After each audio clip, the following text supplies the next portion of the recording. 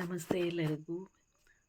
ಇದು ಮಾವಿನ ಹಣ್ಣಿನ ಸೀಸನ್ ಆಗೋದ್ರಿಂದ ಇವಾಗ ನಾವು ಮಾವಿನ ಹಣ್ಣಿಂದ ಒಂದು ಲಡ್ಡು ಮಾಡೋಣ. ಇದು ತುಂಬ ಟೇಸ್ಟಿಯಾಗಿರುತ್ತೆ. ಮೊದಲು ಹೀಗೆ ಎಲ್ಲದನ್ನು ಸಿಪ್ಪೆ ತೆಗೆದ್ಬಿಟ್ಟು ಮಾವಿನ ಹಣ್ಣು ಬಿಡಿಸಿಟ್ಕೋಬೇಕು.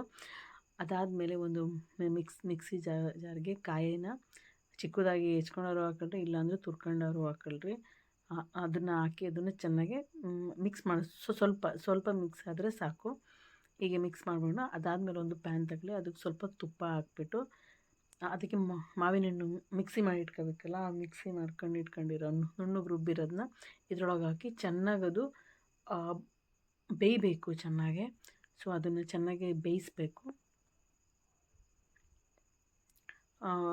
ಇದನ್ನು ಸೌಟಿಂದ ಚೆನ್ನಾಗಿ ತಿರುಗಿಸ್ತಾನೆ ಇರಬೇಕು, ಇಲ್ಲಾಂದರೆ ತಳ ಹತ್ಬಿಡುತ್ತೆ.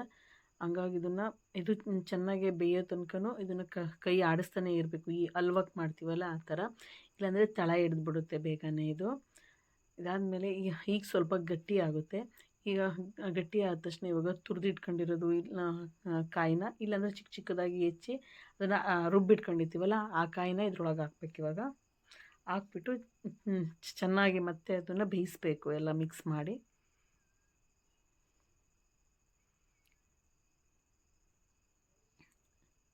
ಅದನ್ನು ಬಿಡದೆ ಹಂಗೆ ಕೈ ಆಡ್ತಾನೇ ಇರಬೇಕು, ಇಲ್ಲಾಂದರೆ ತಳ ಹತ್ಬಿಡುತ್ತೆ. ಇದಕ್ಕೆ ಇನ್ನೊಂದು ಸ್ವಲ್ಪ ಸಕ್ಕರೆ ಬೇಕಾದರೆ ಹಾಕ್ಕೊಳ್ಳಿ ಸ್ವೀಟ್ಗೆ, ಇಲ್ಲಾಂದರೆ ಮಾವಿನ ಹಣ್ಣೆ ತುಂಬ ಸ್ವೀಟ್ ಇದೆ ಅಂದರೆ ಸ್ಕಿಪ್ ಮಾಡಿ ಅದನ್ನು. ಇವಾಗ ಇದನ್ನು ಚೆನ್ನಾಗಿ ತಿರುಗಿಸಿ ಒಂದು 5 ನಿಮಿಷ ಬೇಯಿಸಬೇಕು. ಇವಾಗ ಇದು ಗಟ್ಟಿ ಆಗೋಕ್ಕೆ ಸ್ವಲ್ಪ ಸಮಯ ತಗೊಂಡು ಅಂದರೆ ಅದಕ್ಕೆ ಸ್ವಲ್ಪ ಹಾಲಿನ ಪೌಡ್ರ್ ಮಿಕ್ಸ್ ಮಾಡಿ.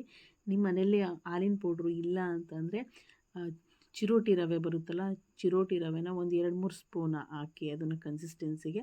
ಅದು ಆವಾಗ ಚೆನ್ನಾಗಿ ಅದನ್ನು ಮತ್ತೆ ಕೈ ಆಡ್ತಾನೆ ಇರಿ. ಅದು ಸ್ವಲ್ಪ ಹೊತ್ತಾದಮೇಲೆ ಲಡ್ಡು ಮಾಡೋ ಕನ್ಸಿಸ್ಟೆನ್ಸಿಗೆ ಬರುತ್ತೆ. ಹೀಗೆ ಬಂದಾದಮೇಲೆ ಕೈಗೆ ತುಪ್ಪ ಸವರ್ಕೊಂಡ್ಬಿಟ್ಟು ಅದಕ್ಕೆ ಸ್ವಲ್ಪ ಏಲಕ್ಕಿ ಬೇಕಂದರೆ ಹಾಕ್ಕೊಳ್ಳಿ. ಅದಕ್ಕೆ ಚೆನ್ನಾಗಿ ಉಂಡೆ ಕಟ್ಬಿಟ್ಟು ಅದನ್ನು ಕೊಬ್ಬರಿ ಪುಡಿಲಿ ಒರಳಾಡಿಸ್ಬೇಕು. ಅದಾದಮೇಲೆ ತುಂಬ ರುಚಿಕರವಾದ ಆರೋಗ್ಯಕರವಾದ ಮಾವಿನ ಹಣ್ಣಿನ ಲಡ್ಡು ರೆಡಿಯಾಗುತ್ತೆ. ಇದನ್ನೊಮ್ಮೆ ಟ್ರೈ ಮಾಡಿ, ಟೇಸ್ಟ್ ಮಾಡಿ. Thank you.